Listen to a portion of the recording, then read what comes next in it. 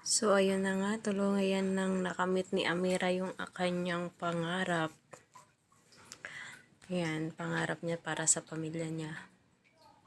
Pangako niya sa kanyang ama na nawala na.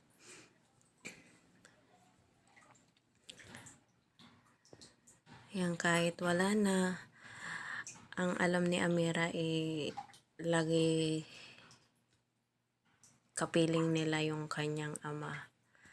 At ngayon, lumipat na yung kanyang family, yung kanyang pamilya sa mansyon ni Amira. Yan, ang pagbabago ni Amira dahil mayaman na siya ngayon. Yan na, hindi na siya basta-basta maapi ng grupo nang aapi lagi sa kanya. Ayan.